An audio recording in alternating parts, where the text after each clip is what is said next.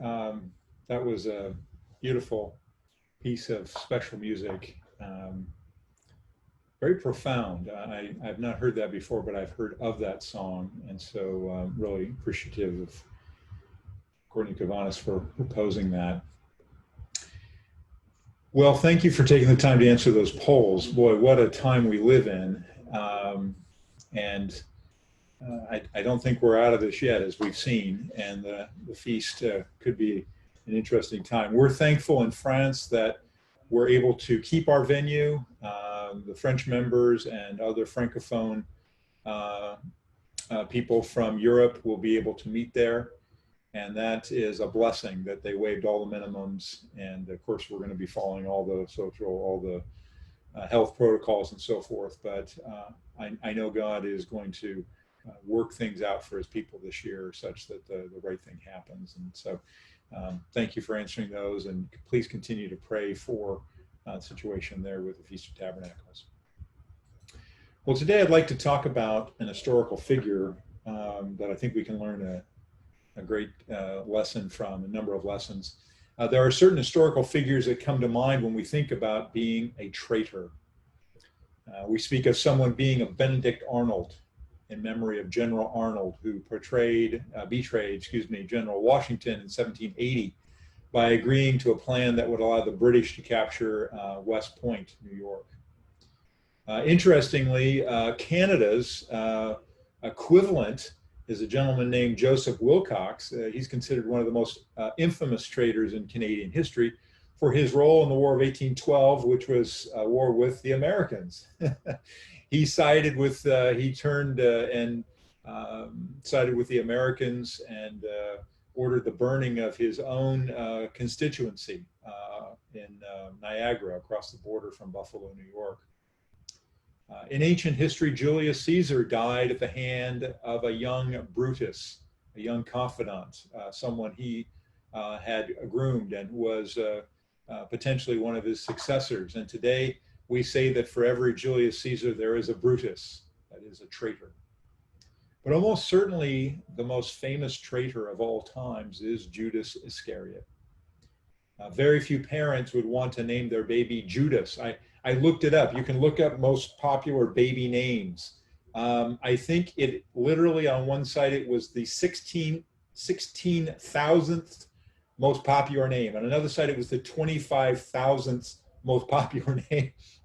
It just isn't a name that most people are going to name their child. And yet at the time of Christ, the name Judas was an extremely common name for men. In fact, there were two disciples named Judas. Judas Iscariot is a complex figure, and learning from his mistakes can help us avoid repeating his errors. His life and death raise questions of how we make choices and set priorities. We also see in his story doctrinal issues of free will and predestination. And most importantly, I believe his life gives us a warning for what can happen when shame turns into despair. Today, I'd like to examine the key events from the life of Judas Iscariot, and learn from those. You know, after the Apostle Peter, Judas is one of the most discussed of the 12 apostles in the Gospels, and so there's a lot of material which is really rich with insight. The story of Judas shows what it means to forget our calling. It shows what betrayal looks like. And it shows what happens, as I said, when shame turns into despair and the consequences of that. The title of today's message is, Who Wants to Be a Judas? Who wants to be a Judas? Let's begin our first point here by turning to Matthew 10 and reading verses 1 to 4. Our first point is, the story of Judas shows what it means to forget our calling. Matthew 10, verse 4. We have one of the lists. There's a list in Matthew, one in Mark, and one in Luke of the 12 disciples. And it says here in Matthew 10, verse 1, and when he had called his 12 disciples to him, he gave them power over unclean spirits to cast them out and to heal all kinds of sicknesses and all kinds of disease. Now the names of the 12 apostles were these, and he goes through the 12, and he concludes at the end by saying, and Judas Iscariot, verse 4, who also betrayed him. In the timeline of events, this is the first mention of Judas Iscariot. His calling as a disciple is not mentioned, but as I said, he's on this list and also on the lists in Mark and in Luke. And we see here that Matthew records that he was Judas Iscariot and that he was given the same power as all the other disciples to cast out demons, to heal. How amazing it must have been for him to have been with Jesus Christ for 3.5 years, learning directly from him. A lot of times we think about Judas as the traitor, but really for 3.5 years or nearly so, he was a faithful disciple. He baptized people, he healed people, he cast out demons, and he gave counsel to people. We know from John 13:29, you don't need to turn there, but Judas also had a special responsibility among the 12 in that he was the treasurer. He was responsible for keeping track of dispersing money to the 12. He likely had a talent and people trusted him with this talent. And in Matthew 19, verse 28, you can make reference to this. Again, these are references here in Matthew. It said there was a prophecy where Peter was basically asking Jesus, well, what will we receive for the sacrifice we're making? It's an interesting kind of dialogue between Peter and Jesus in that example. And Jesus goes on to say, assuredly, I say to you that in the regeneration, when the Son of Man sits on the throne of his glory, you who have followed me will sit on 12 thrones, judging the 12 tribes of Israel. And the implication, Judas was there. Judas received that promise. He was not excluded. Judas, like his colleagues, probably began to imagine what it would mean to have that kind of responsibility and authority and the positive changes he could make. And again, my point in highlighting this is that often we think of Judas as the traitor, but for some period of time, he was considered a faithful disciple who had this kind of responsibility here as described in Matthew 10. And then everything changed. When did things change? What caused them to change? Was it a slow descent or was it a shock to the system? Let's look in John 12, verse 2, and see sort of where there was an indication that there was a problem. John 12, verse 3 to 5. This is a story shortly before Jesus' death. Says that then Mary took a pound of very costly oil of spikenard, anointed the feet of Jesus, and wiped his feet with her hair, and the house was filled with the fragrance of the oil. And then one of his disciples, Judas Iscariot, Simon's son, who would betray him, said, why was this fragrant oil not sold for 300 denarii, nearly a year's wages, and given to the poor? This he said, not that he cared. This is now something that's inserted likely later, because at the time people didn't really realize this about him. But John inserts this comment. This he said, not that he cared for the poor, but because he was a thief and had the money box, and he used it to take what was put in it. John tells us that Judas had become a thief, that he was using his special position now for his personal gain. And like I said, likely this was inserted afterwards, because when you read through the gospel accounts, there's no indication that people believed that he was doing it at the time. Probably something that was discovered later.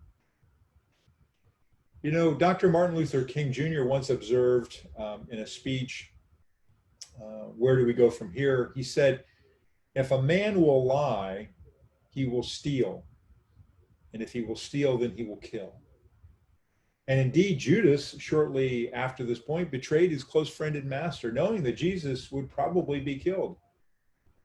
Now, there's some speculation about that. Maybe he just wanted to get him turned in or something like that. But clearly, there's something going on. Something changed that led from stealing to risking and ultimately having his master killed. Some argued that he was perhaps disillusioned with the Jesus movement because he thought Jesus was going to liberate the Jews from the Romans. Others have argued that he was just greedy because he was the bookkeeper and he needed more money. Well, over the years, I've seen smart people cross a line and begin to do things that will eventually end up destroying their lives. Silicon Valley is filled with very rich people who have everything you could ever imagine from a material point of view, but who then lie or steal to get more. And in my experience, stealing, which is the case here as we see that Judas had this problem, is rarely about money. It's about pride and it's about fear. Pride that we think that we're smart enough to hide this from from people forever, because eventually people are found out. And fear that there isn't any other way of solving our problem. Fear that we're going to lose something. And this fear and pride leads to stealing. And then from stealing, you get down a slippery slope, one thing after another. The point is that none of us here walked with Jesus. None of us saw his miracles. If anyone had a chance to believe and change his life, it was Judas. And even then, he still allowed fear and pride and sin, the things that led here to stealing. He allowed himself to get to the point where he was stealing. And once sin entered his heart, that led him to betray the person he once loved. If we're doubting that God is real, if we're doubting that God is faithful, if we're doubting that God won't take care of us, if we're doubting that God really cares about us, it's time to reach out for help. It's time to reach out and talk with someone about these doubts, because these doubts will lead down a treacherous path. And we see that in the story of Judas. Most of us are not criminals. Hopefully we're not engaging in crime right now. But we can't pretend that we haven't committed wrongdoing.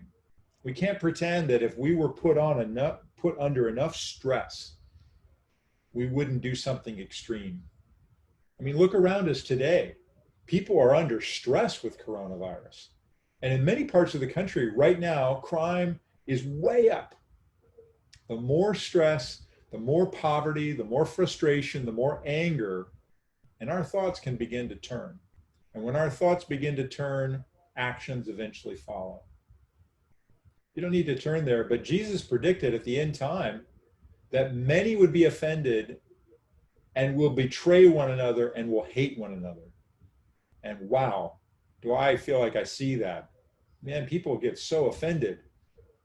And people are betraying one another. And there certainly is so much vitriol on social media and on the internet and in our media all around us. See, once a person gets to the point of hate, we know that is when someone can murder another person in his heart. That's what Jesus said. Rock a fool, these types of things. This is when someone can betray a trust. This is when a line gets crossed. And this is the process that Judas traversed. This is what he went through. It started someplace, and then it led to this, and it led to that, and then on and on it went until it came to betrayal. Which really brings us to the next point, which is the story of Judas shows us what betrayal looks like. Now, I think if you were to walk up to somebody on the street and ask who Judas Iscariot was, probably most people have heard of him, and they might say he was the one that betrayed Jesus. He was the one who, did that. And I think in this audience among us, we would know he was the one who conspired with the Jewish authorities to orchestrate Jesus's arrest. But I think we need to consider what actually happened that night. I'd like you to turn to Mark 14. Mark 14 and verse 50. This is not the first reference to the betrayal. Interestingly, the first sort of reference in history was actually in 1 Corinthians, where Paul talked about Jesus being betrayed. He probably wrote that in the 50s or so. Mark was probably written maybe a little after that. But in Mark 14, when it describes the betrayal, I'll find it here. I'll get to Mark 14. Mark 14 in verse 50, we actually see something that describes a betrayal which was much broader. Mark 14:50 says, "Then they all forsook him and fled." So Mark says they all forsook him and fled. The NIV says deserted him. They left him. They weren't going to hang out and be arrested too. Now you can talk about degrees of betrayal, right? There is a difference between leading a rebellion and following a rebellion, but the fact is you're still involved with a rebellion. You can lead the betrayal and you can follow the betrayer. The point is you've still betrayed. It's just a matter of degree. In the case of Judas, he actively brought the guards to arrest Jesus. He kissed him to show who it was, and he betrayed him. Look over in verse 27. We know what Judas did, but what did the others do? Mark 14:27. Then Jesus said to them, "All of you will be made to stumble because of me this night. For it is written, I will strike the shepherd, and the sheep will be scattered." From Jesus' own words, we understand that all were going to stumble. That is sin. Now, the Greek word here for made to stumble is scandalizo, the word from which we get scandal in English. The word scandal comes from this word. And in fact, in the French Bible, they actually use the word scandal or scandalize. So you could say, all of you will be involved in a scandal this very night because of me. There's going to be a scandal, and you're going to be involved in this scandal that's going to lead to my death. How would you like to be involved in a scandal that led to the death of Jesus Christ? Well, if you're baptized, you know you were involved with that scandal. Yes, I was involved and you were involved. That's what we come to understand when we come to the point of baptism. Now look at verse 28. But after I have been raised, I will go before you to Galilee. But Peter said to him, even if I were made to stumble, even if I were involved in this scandal, yet I will not be. Peter specifically thought that he would not be involved, but we know the story well. Only a few hours later, he cursed and claimed he never knew Jesus.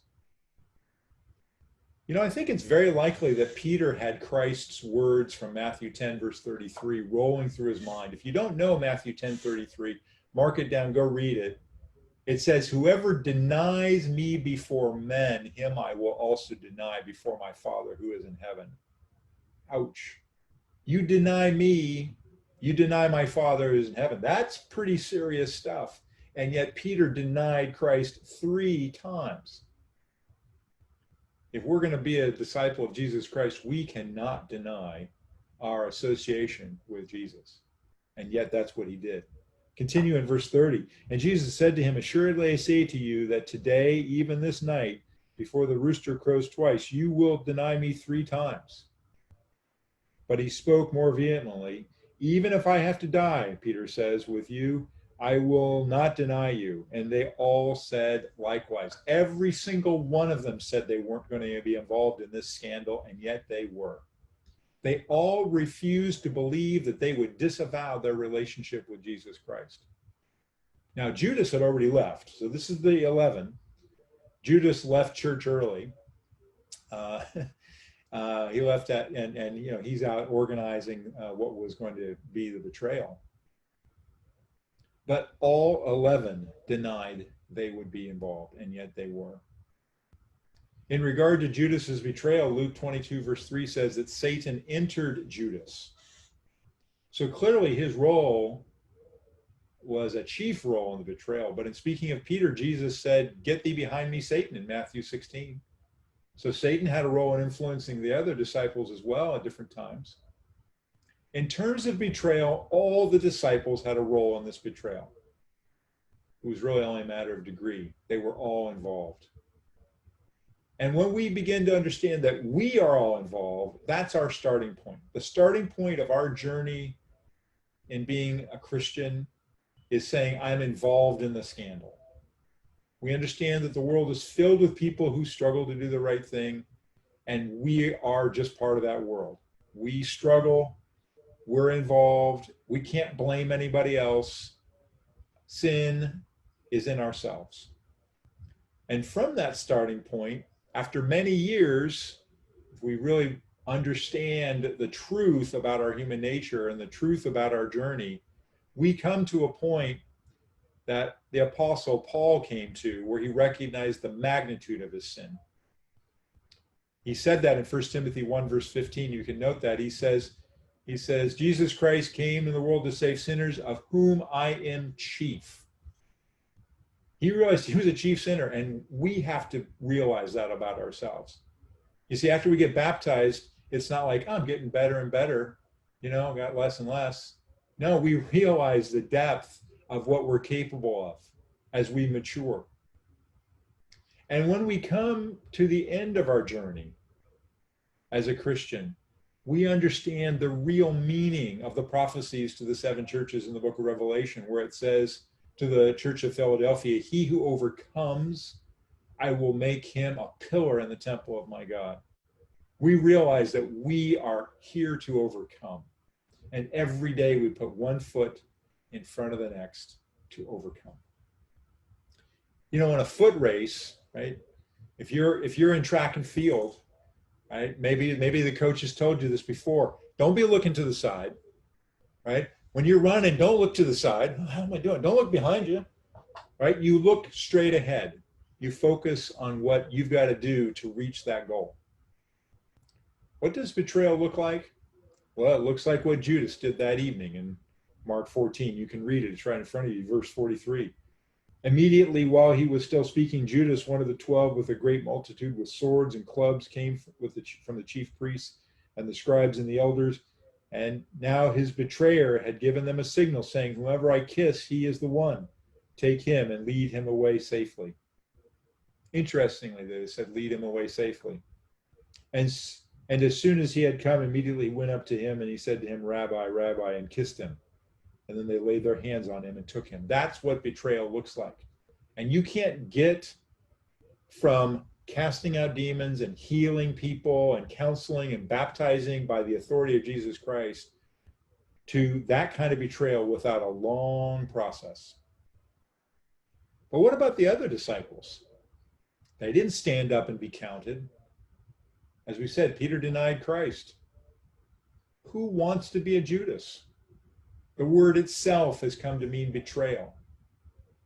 But if we don't consistently represent the ideals spoken of in Scripture, we're denying the power of Jesus Christ to the world. If one person around us lies or steals and we go along with it, we're betraying Jesus, the Christ, just like the disciples who fled after Judas arrived here with the soldiers. Betrayal takes many forms. Adultery is a betrayal of our spouse. Lying is a betrayal towards the person we are lying to. Not honoring our parents is betraying them.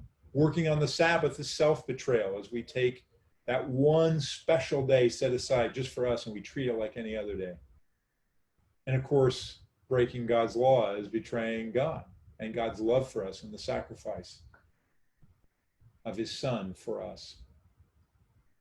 Many years ago, I saw this movie, and it depicted events prior to the flood. You've probably seen these stories of Noah and so forth. And the movie showed Noah, and Noah's fairly pious, and he and his sons are working on the boat, and people are around the family, and they're mocking them for what they're doing.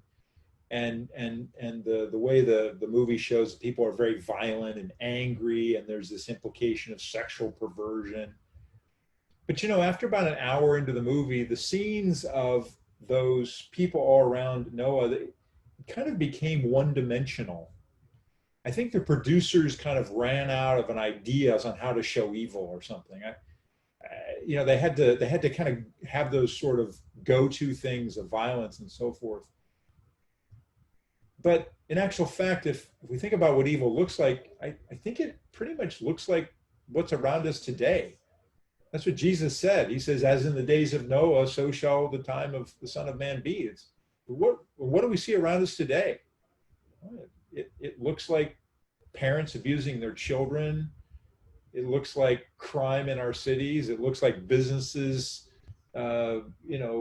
spending, doing unethical things, producing products that hurt people, politicians arguing about things, brothers in the church not speaking to one another. That's what betrayal looks like. That's what it looked like in the days of Noah, and that's what it looks like today. Every time we participate in any of these things, as the 11 participated in this betrayal, we betray Jesus Christ, even if we weren't the ones that brought the guards. Which brings us to our third point. The story of Judas shows us what happens when shame turns into despair. Because now we have a situation. Jesus has been betrayed. He's been taken away. The 11 have dispersed everywhere. Everybody, as it said, in verse 50, they all forsook him. They all forsook him. Let's go to Matthew 27.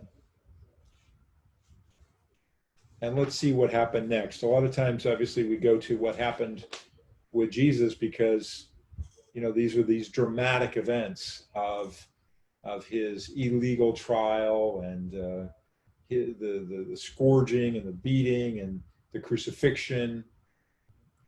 But let's see where Judas is at this point. Matthew 27, verse 3.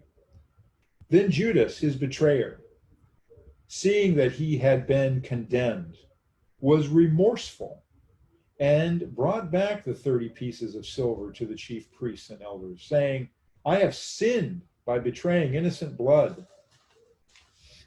And they said, what is that to us? You see to it.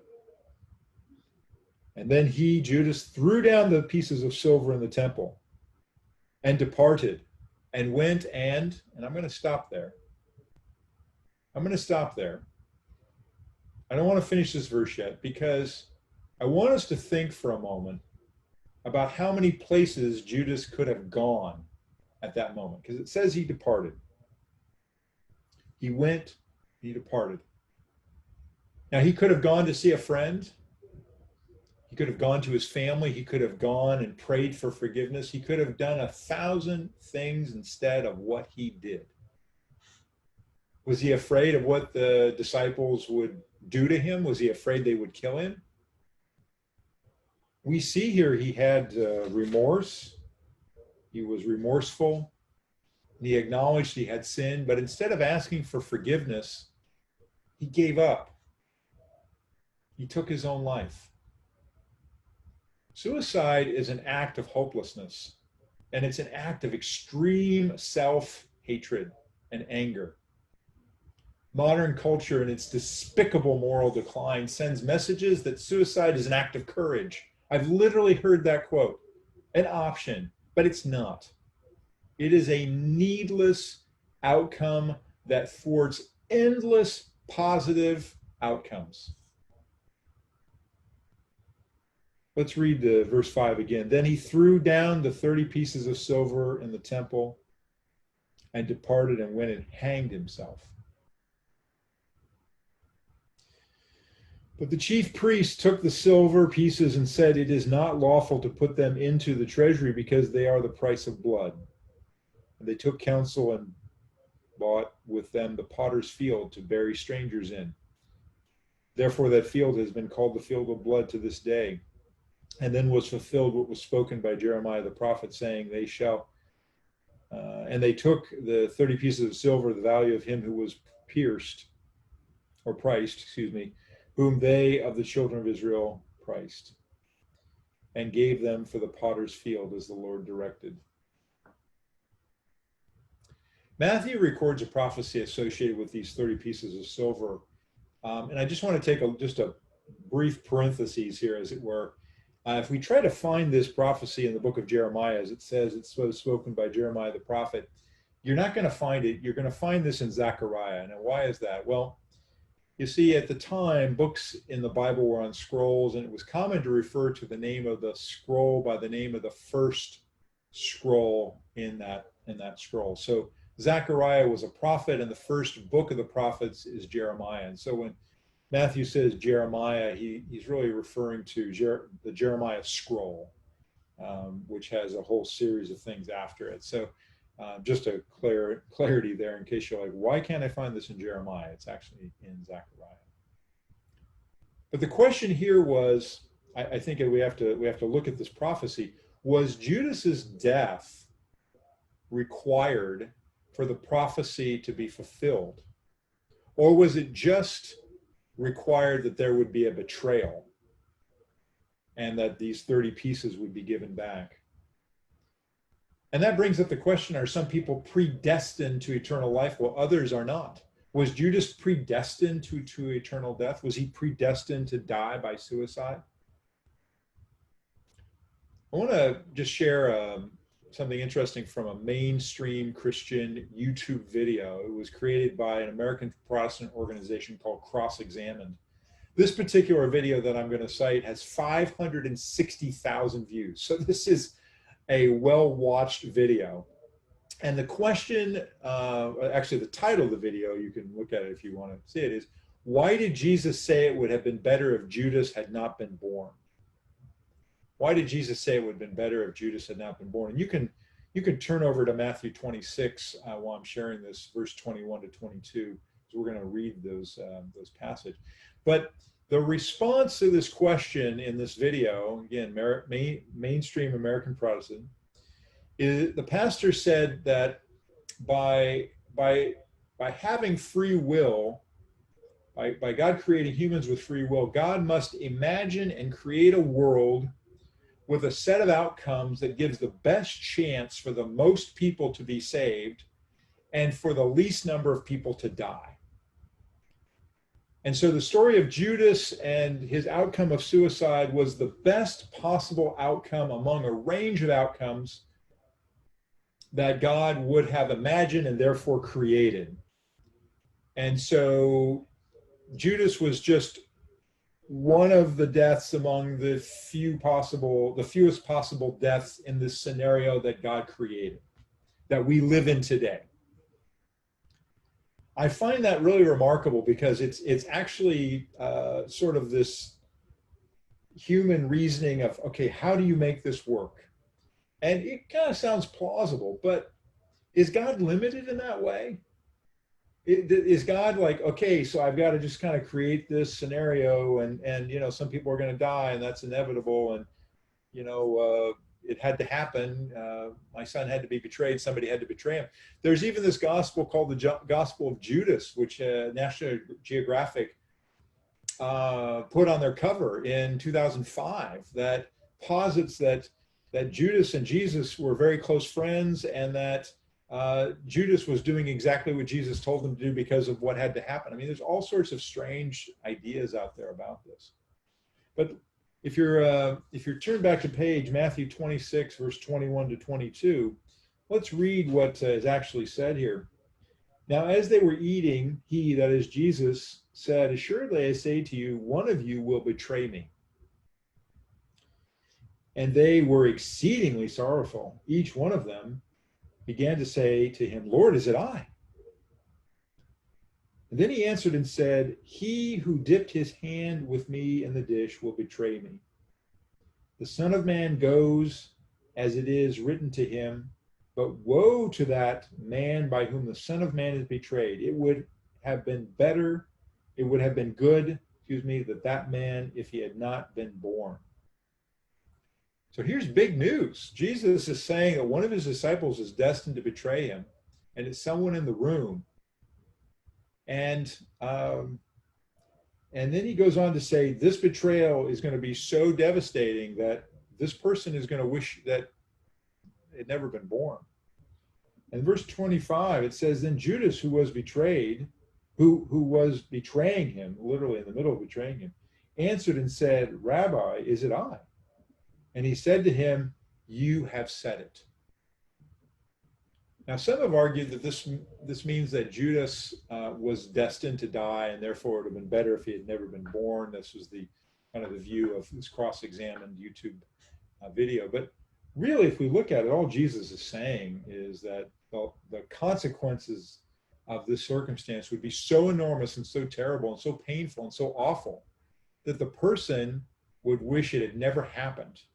And we can kind of sense that as we read about how Judas felt afterwards. He was remorseful. He realized what he had done. He just, the guilt, the pain that was deep inside of him.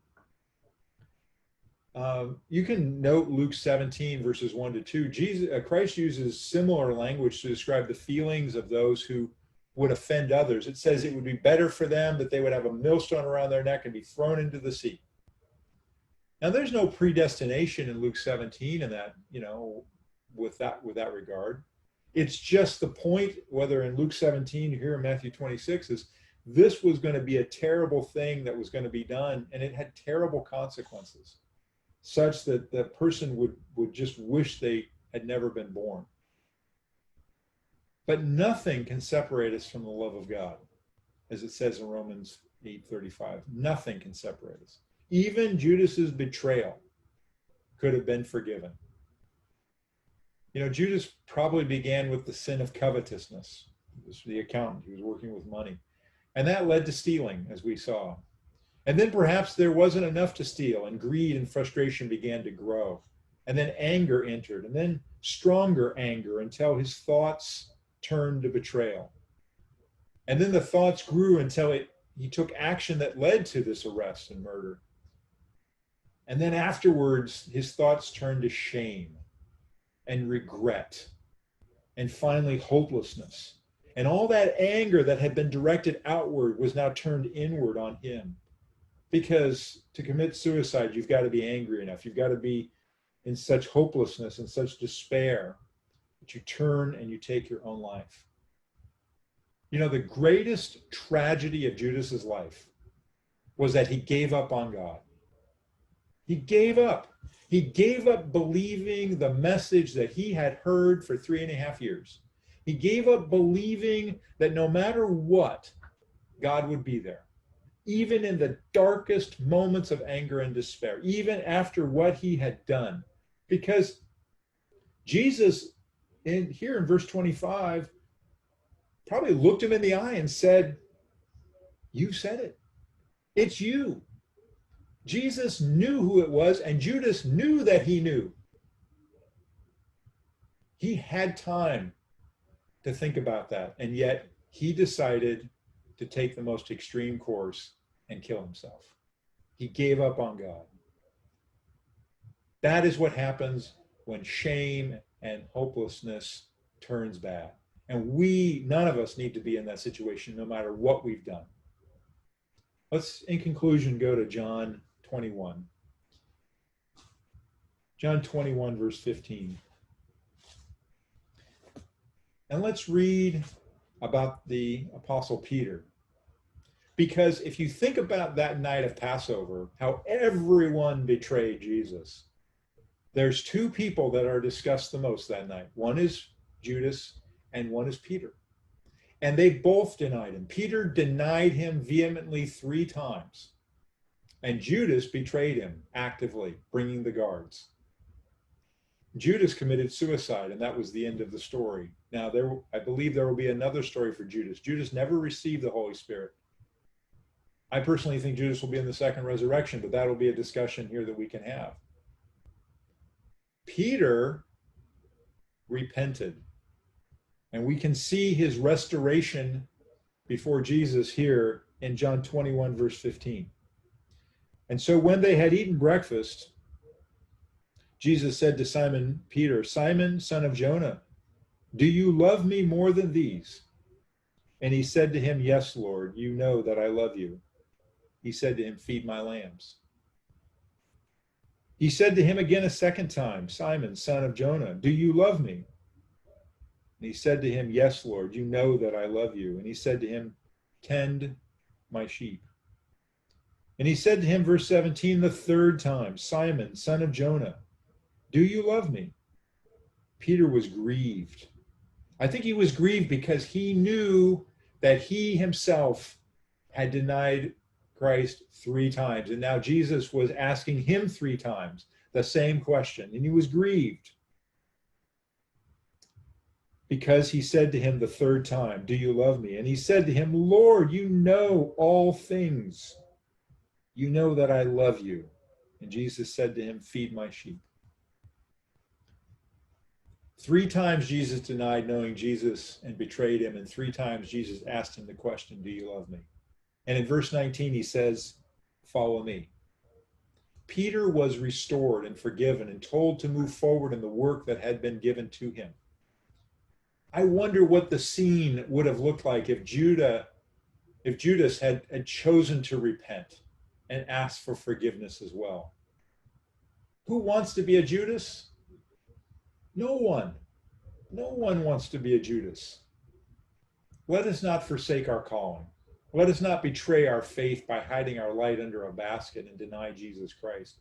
Now's the time to realize that no matter our sin, God is great and can forgive us. Let us not allow our frustration to turn into despair, and our despair to turn into shame, and our shame to turn into anger. Let's follow this example here and answer not once, not twice, but 3 times that we love God and we will follow him.